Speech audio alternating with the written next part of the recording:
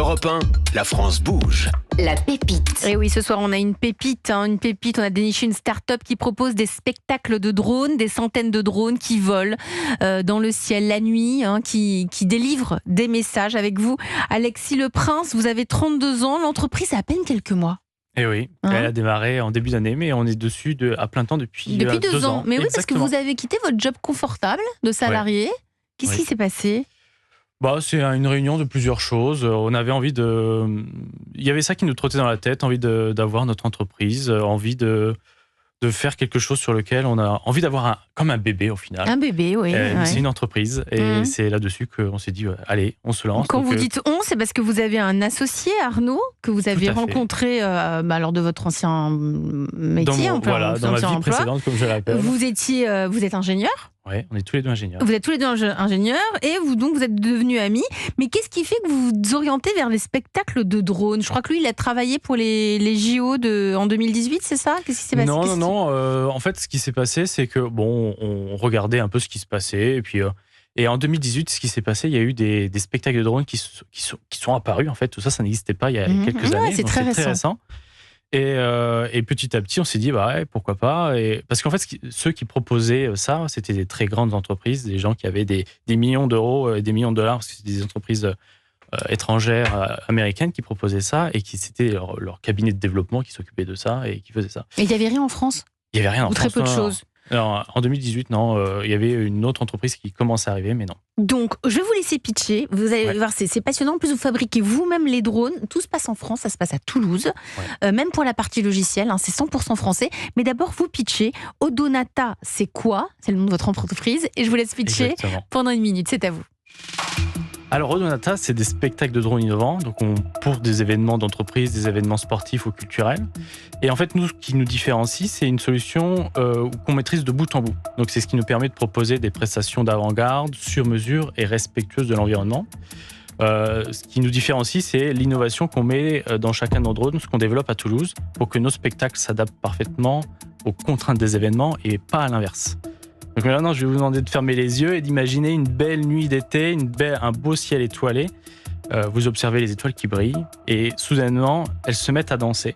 Elles forment le logo de votre entreprise, elles écrivent dans le ciel un message pour vos administrés, elles font une forme 3D qui est envoûtante, qui ondule et qui brille sur la musique de votre festival. Mais en fait, vous rêvez pas, tout ça c'est bel et bien possible. Et ces étoiles qui brillent et qui dansent dans le ciel, c'est nos drones. Ils sont au service de votre événement pour bien sûr le rendre inoubliable, mais ils sont aussi là pour servir la stratégie de communication et avoir un réel impact. Génial. Voilà, vous avez en transporté. J'ai hâte de voir ça je vais dire en vrai, mais c'est vrai. Non, mais vous nous avez transporté. Merci pour votre pitch, Alexis Le Prince, cofondateur d'Odonata. C'est quoi Odonata ? Odonata, c'est le nom scientifique des libellules, les odonates. C'est joli. Donc, et les libellules, en fait, c'est une merveille de la nature. On arrive à peine à égaler avec nos drones. Mais voilà. Odette Bouglione, vous êtes la présidente du cirque d'hiver Bouglione. Vous utilisez les drones dans votre spectacle ? Non, parce que j'ai su récemment qu'on ne pouvait pas utiliser les drones à l'intérieur.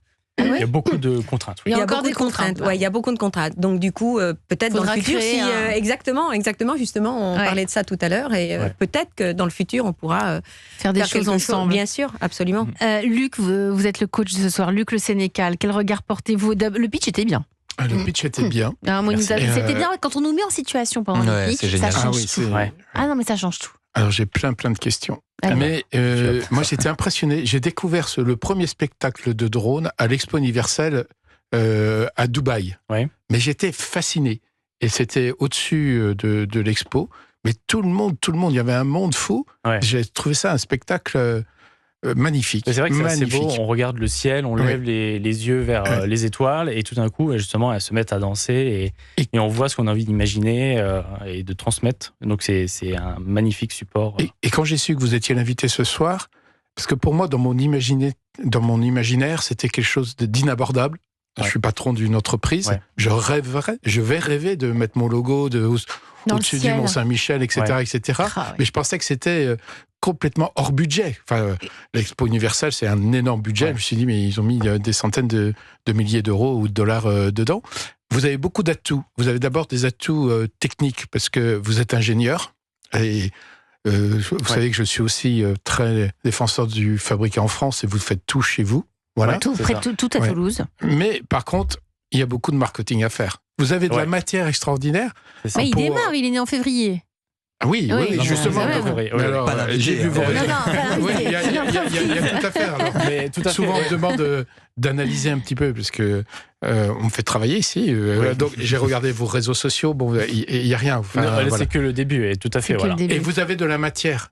Mais attends, et des coûts. Combien ça coûte? Ouais, Luc, voilà, je m'arrêtais sur le coup, parce que Luc est en train d'évoquer le spectacle qu'il avait vu à l'exposition universelle de Dubaï. Vous, c'est combien pour avoir un spectacle, si on est une entreprise, un spectacle de drone avec des étoiles qui bougent dans le ciel, Alexis Le Prince? Alors, c'est très variant, parce qu'en fait, ça bouge beaucoup. On va dire qu'on est à un prix de départ autour entre 10 et 15 000 euros. Donc là, c'est un spectacle d'une centaine de drones pour 15 minutes de spectacle avec un petit peu du sur-mesure. Et ça peut aller beaucoup plus loin. On veut plus de drones, plus de personnalisation, ou s'il y a beaucoup plus de complexité sur le lieu ou sur les demandes qui sont formulées. Donc c'est vraiment, chaque spectacle est sur mesure. Alors là, je vous mets à l'aise. C'est un budget, je parle en tant qu'entrepreneur, si vous voulez. Abordable. Abordable. Ça fait partie des budgets. 15 minutes. Alors, de spectacle autour d'un sujet précis, c'est intéressant. La quinzaine de milliers d'euros, c'est vraiment le prix de départ. Et après, on peut aller jusqu'à plusieurs dizaines de milliers d'euros pour un spectacle. Celui que vous avez dû voir pour l'Expo universelle à Dubaï, je pense qu'on devait s'approcher des 100 000 euros. Et alors, peu importe le temps, on peut faire un spectacle de drone, parce que les feux d'artifice, s'il pleut ou il y a trop de vent, on peut pas le faire. Là, avec les drones, comment ça se passe ? Les drones, ils ont un peu les mêmes limitations que les feux d'artifice, donc c'est-à-dire qu'ils ne craignent pas forcément la pluie, pas forcément le vent, donc effectivement, pas de grosses bourrasques et pas de grosses pluies. Mais ce qu'il y a, c'est qu'il faut aussi que les spectateurs soient dehors. Le public, il faut qu'il soit dehors. Donc, on a quand même une saisonnalité à notre activité. Vous êtes ce qu'on dit météo dépendant. Exactement, voilà. Donc, plutôt le public est météo dépendant. Nous, on pourrait faire fonctionner nos drones avec une pluie fine. Mais bon, si le public n'est pas au rendez-vous, il n'y a pas vraiment d'intérêt. Il faut des autorisations ? Oui, il y a beaucoup Mais justement, c'est ça le sujet. Et c'est pour ça aussi que vous êtes parmi nous ce soir, Alexis Le Prince. C'est parce que le plus difficile, si on a bien compris, c'est la réglementation aujourd'hui, qui est très, très, très stricte. Tout à fait. Surtout quand on construit nous-mêmes les drones. En fait, c'est là où beaucoup de choses se passent. En fait, le ciel, c'est un endroit qui est très, très sûr. Et en France, c'est la Direction générale de l'aviation civile qui s'occupe de ça, en tout cas pour la partie civile, de faire respecter cette sécurité dans le ciel. Et heureusement, ça nous rassure. Donc, il y a beaucoup de réglementations et de contraintes, justement, pour que ce lieu, qui est l'espace, que le ciel reste sûr. Et du coup, nous, on doit s'inscrire là-dedans. Vous avez pas mal de demandes, c'est pour ça aussi que vous êtes dans la France Bouge ce soir, notamment, vous aimeriez être accompagné dans la partie artistique, dans la partie commerciale. Il y a aussi cette histoire de terrain pour les entraînements. Vous avez un terrain qui a 1 heure de route. Voilà. Vous aimeriez quelque chose de plus proche. Pour toutes ces réponses, Luc Le Sénécal est parmi nous. Vous restez autour de la table pour les conseils de Luc, et puis on aura aussi la joie d'écouter la belle histoire de Benjamin avec cette église de Saint-Quentin dans l'Aisne qui a été sauvée par la construction d'une école de cirque. Mais d'abord, on écoute sur Europe 1 Tina Turner, The Best. Et à noter vos rendez-vous Europe 1 au cœur de l'histoire, présenté par Stéphane Bern et Virginie Giraud du lundi au dimanche de 15h à 16h. Et demain, mercredi 9 octobre, on va parler de Clément Adler, l'inventeur de l'avion. Et oui, parce qu'on vous fait le récit d'événements, de lieux et de personnages qui ont façonné l'histoire. Donc demain, Clément Adler, l'inventeur de l'avion, sur Europe 1. Europe 1, la France bouge. 21h, 22h. Elisabeth Assayag. Bien sûr qu'elle bouge, cette France. Nous sommes avec Odette Bouglione ce soir, présidente du cirque d'hiver Bouglione. Et oui, nous évoquons tout ce qui concerne les salles de spectacle, le spectacle vivant ce soir sur Europe 1. D'ailleurs, Benjamin, les métiers du spectacle et leur formation. On entendait tout à l'heure Odette Bouglione qui nous disait qu'elle avait recruté beaucoup de femmes cette année pour un sublime spectacle de trapézistes que vous pouvez découvrir à partir du 12 octobre au cirque d'hiver Bouglione. Il y a encore des formations, ça existe? Comment ça se passe en France? Alors vous avez des grandes écoles qui sont spécialisées, qui préparent à ces métiers de costumier, perruquier, metteur en scène. Vous avez l'ENSAT qui est à Lyon, ou encore le CNSAD qui est à Paris. On peut aussi se former dans les différents conservatoires qui peuvent délivrer un diplôme. Et puis vous avez certaines universités qui proposent des licences en art du spectacle. Oui. Et vous allez voir, vous allez piocher, Odette, dans ces formations, ou c'est plutôt du bouche à oreille? Comment on recrute quand on est à la tête d'une salle de spectacle comme le cirque d'hiver Bouglione, au-delà des cousins, des cousines et de toute la famille. Et de toute la famille. Oui. La cousinade. La cousinade. Non, on voyage beaucoup dans le monde, donc il y a beaucoup de festivals qui se font. dans le monde entier. Donc, on est invité en tant que patron, tout bêtement. Donc, nous, on voyage, on va voir les numéros, on va voir les attractions et on voit les numéros où on a un coup de cœur, où on pense que le public pourrait accrocher, parce que des fois, le numéro peut peut-être pas me plaire spécialement, mais on sait qu'il va y avoir un impact sur le public qui va être beaucoup plus impressionnant. Donc, il faut toujours être à la pointe des derniers. Il recherche quoi le public aujourd'hui ? Je pense que c'est la performance, c'est s'amuser, c'est rêver. Je pense que c'est rêver. Quand on vit en cirque d'hiver, c'est le seul endroit où on peut rêver les yeux ouverts. 2 heures. Donc 2 heures de rêve, 2 heures de spectacle, absolument. D'émerveillement et de contemplation. Rêver, c'est aussi ce que fait la start-up de ce soir. Odonata, avec vous, Alexis Le Prince. On va passer dans un instant au conseil de Luc Le Sénécal, parce qu'on le disait, cette start-up, elle existe depuis le mois de février. Ce sont des spectacles de drones.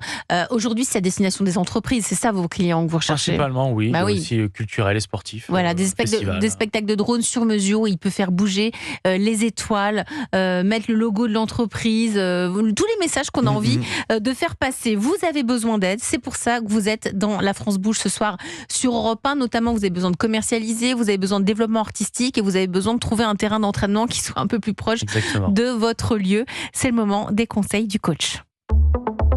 Europe 1. Le réseau La France Bouge. Donc, vous nous le disiez tout à l'heure, Luc Le Sénécal, il a un potentiel immense. Énorme. Énorme. Dans vos demandes, vous n'avez pas parlé de financement ? Vous en êtes où ? Vous avez besoin de combien ? Vous n'avez pas besoin de... Tout était en fonds propres, je crois, au départ. Alors, on est tout en fonds propres, effectivement. Fort, Alors après, on a été chercher parce qu'on a tout un pendant innovation. Donc, on est aidé là-dedans. Donc, on est aussi subventionné. Alors, subventionné, mais aussi, c'est des prêts d'honneur par Créalia. Oui. Donc, en fait, comment on fait de l'innovation, on vient nous aider avec un prêt d'honneur à taux zéro pour nous aider dans cette démarche entrepreneuriale. Donc, le problème financement, pour l'instant, est réglé. Alors, on est... oui, c'est important. Pour l'instant, on n'a pas ouvert notre capital. Okay. On est fermé là-dessus. Mais si on rencontre la bonne personne, pourquoi pas l'ouvrir ? C'est un peu tôt, je trouve, non ? Oui, c'est pour ça que pour moi, souvent c'est la priorité quand on lance, mais là, vous avez de quoi lancer votre activité. On a essayé de structurer pour qu'on ait Parce qu'une fois qu'on a la technologie, le logiciel, pour l'instant vous êtes 2, j'ai envie de dire, une fois qu'on a ça, que vous le vendez, vous faites du sur-mesure, vous n'avez pas besoin, il n'y a pas beaucoup de coûts, non ? Alors si, il y a énormément de préparation en amont en fait. Il y a beaucoup de préparation du dossier parce qu'il y a toute une phase réglementaire à faire, il y a des dossiers à faire pour la préfecture et pour d'autres administrations. Ouais. Il y a beaucoup de création sur la partie artistique, tout simplement. Et ça, c'est pas votre domaine. Vous, c'est la partie logicielle. Alors vous n'êtes pas dans l'artistique. On a une fibre artistique, mais on se repose aujourd'hui sur de la prestation pour la partie artistique. Ah oui, donc c'est peut-être là qu'il y aura un besoin.